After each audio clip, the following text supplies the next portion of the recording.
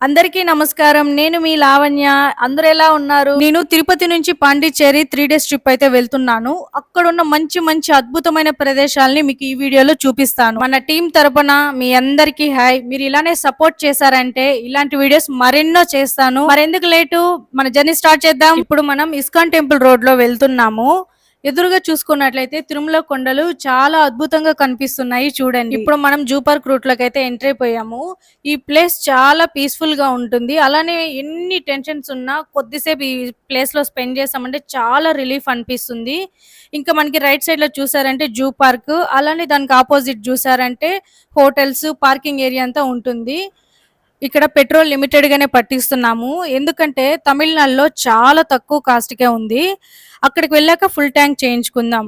ఇలాంటిది మీరు కూడా చూసుకోండి. ఇప్పుడు మనం చంద్రగిరి లోపల నుంచి వెళ్ళి హైవే ఎక్కాలి. మొత్తానికి హైవే అయితే ఎక్కేసాము. ఇంకా రోడ్లు చూసుకున్నట్లయితే చాలా విశాలంగా ఉన్నాయి. ట్రాఫిక్ జామ్ లేకుండా వెళ్ళిపోవచ్చు. ఈ హైవేలోనే టిఫిన్ షాప్ కనిపించింది. టిఫిన్ చేసుకొని మళ్ళీ మన ప్రయాణాన్ని మొదలు పెడదాం. టీం అందరూ కలిసి టిఫిన్ తినడానికి అయితే హోటల్లోకి వచ్చేసాము. నేనైతే టిఫిన్ ఆర్డర్ చేశాను. ఓకే, మన టిఫిన్ అయితే వచ్చేసింది. పాపం మిగతా వాళ్ళకైతే ఇంకా రాలేదు. చాలా వెయిట్ చేపిస్తున్నారు. 10 నిమిషాలకు ఒక ప్లేట్ వస్తుంది. కానీ తప్పదుగా, లేట్ అయినా తినేసే వెళ్ళాలి. ఇంకా టేస్ట్ చేసి చెప్తాను. నిజం చెప్పాలంటే అస్సలు బాలేదు. చట్నీ, సాంబార్, కారం అన్నీ చప్పగా ఉన్నాయి. ఇంకా సడన్‌గా నాకు మూడిటిని మిక్స్ చేసి తింటే ఎలా ఉంటదా అనిపిచ్చింది. సో, నేను మిక్స్ చేసి తిన్నాను. కొంచెం బెటర్ అనిపిచ్చింది. అప్పుడప్పుడు కొన్ని సందర్భాలలో ఇలాంటి ప్రయోగాలు చేయాల్సిందేగా. అందుకే నేను హైవేస్‌లో ఫుడ్ సజెస్ట్ చేయను. మన లోకల్ ఏరియాస్‌లోనే చిన్న హోటల్ అయినా ఫుడ్ టేస్ట్ బావుంటుంది. కానీ మనందరం ఏదో ఒక సమయంలో ఈ సిట్యుయేషన్‌ని ఖచ్చితంగా ఫేస్ చేస్తూ ఉంటాం. పాపం మన వాళ్ళకి కూడా ఫుడ్ నచ్చలేదంట. మన డే 1 ట్రిప్‌లో ఫస్ట్ ప్లేస్ అయిన కాణిపాకానికైతే వెళ్తున్నాం. ఎదురుగా చూడండి, మధ్యలో రోడ్డు, అటు సైడు, ఇటు సైడు కొండలు. చూడ్డానికి ఎంత బావుందో. మనం అనుకున్న ప్లేస్ దగ్గరకైతే వచ్చేసాము. మీకు ఎదురుగా కనిపిస్తున్న ఆర్చే ఫస్ట్ ఎంట్రన్స్. ఇంక ఇక్కడ నుంచి కొంచెం ముందుకెళ్ళామంటే నెక్స్ట్ ఎంట్రన్స్ కూడా వస్తుంది.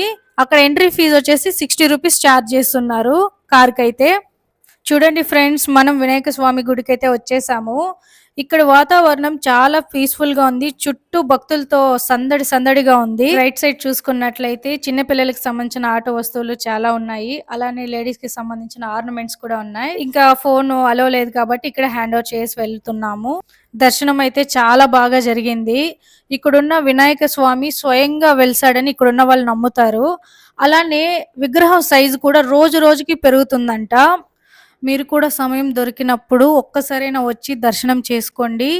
చాలా పవర్ఫుల్ ప్లేస్.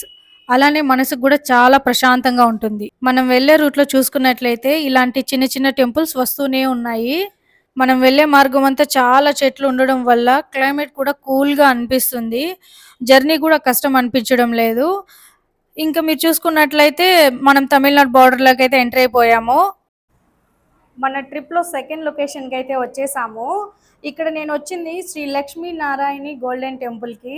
మన ఇండియాలో ఇలా పూర్తిగా బంగారంతో మెరిసిపోయే టెంపుల్ ఇదే. మొత్తం ఆలయం సుమారుగా 1500 కిలోల బంగారంతో అలంకరించబడింది అంటారు. అందుకే దీన్ని గోల్డెన్ టెంపుల్ అని కూడా పిలుస్తారు. ఇక్కడికి ఎంట్రీ ఇచ్చిన తర్వాత స్టార్ షేప్‌లో ఉన్న వాకింగ్ పాత్ ద్వారా మనం ఇప్పుడు వెళ్ళాలి. ఈ రూట్ మొత్తం చాలా ప్రశాంతంగా, చాలా అందంగా ఉంటుంది. కానీ వీడియో షూట్ చేయడం కుదరలేదు కాబట్టి నేను మీకు వీడియో చూపించలేకపోతున్నాను. దర్శనం చేసుకున్న తర్వాత చాలా పాజిటివ్ వైబ్ అనిపించింది. నైట్ టైంలో లైట్స్ ఆన్ అయితే ఈ టెంపుల్ ఇంకా మరింత అందంగా కనిపిస్తుంది. ఈ వీడియోలో ఎంత చూపించినా రియల్‌గా చూస్తే వచ్చే ఫీల్ మాత్రం వేరే లెవెల్. మీరు వేలూరు వస్తే ఈ ప్లేస్‌ని అస్సలు మిస్ అవ్వకండి. మీరు వచ్చారో లేదో కూడా నాకు కామెంట్‌లో ఖచ్చితంగా చెప్పండి. తమిళనాడులో మీల్స్ అయితే చాలా బాగుంటుందని విన్నాను. ఇప్పుడు తిని చూద్దాం.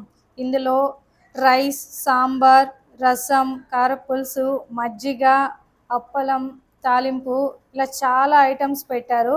సేమ్ మన అమ్మమ్మ, నాన్నమ్మ వాళ్ళ ఇంట్లో తిన్నట్టు చాలా తృప్తిగా అనిపించింది.